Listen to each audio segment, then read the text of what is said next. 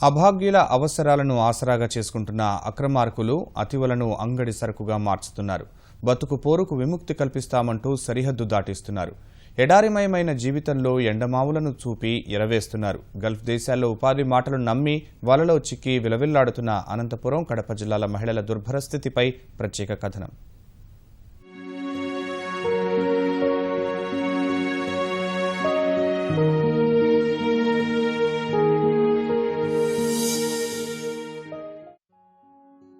రోజంతా చాకిరి, శారీరక మానసిక హింస, యజమానుల వేధింపులతో ప్రాణాలు అరచేతిలో పెట్టుకుని జీవించాల్సిన దుస్థితి. చంపేసినా అడిగే నాథుడు లేడు. ఇది రాష్ట్రం నుంచి గల్ఫ్ బాట పట్టిన మహిళల ఆవేదన. ఇంటి పని చేస్తే సరిపోతుందని నమ్మబలికి తీరా అక్కడికి వెళ్లాక రకరకాల వేధింపులకు గురిచేస్తున్నారు. యజమానుల నుంచి లక్షల రూపాయలు కమిషన్ తీసుకుంటున్న ఏజెంట్లు మహిళలను వారి కబంధహస్తాలకు అందిస్తున్నారు.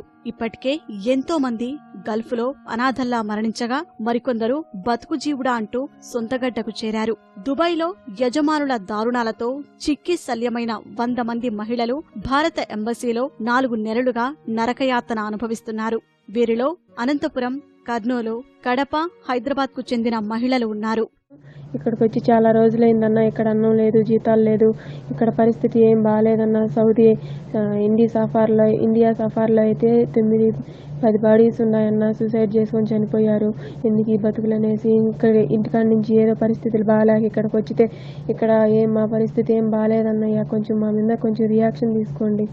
నాకు ఎప్పుడు పంపుతలేదు. 5 నెలలు అయిపోయింది. నాకు భర్త చూస్తలేడన్నా. నా 2 కొడుకులు ఎప్పుడు వస్తామని అంటున్నారన్నా. నేను ఎలా బతకాలన్నా? 5 నెలలు అయిపోయింది. జీతం లేదన్నా.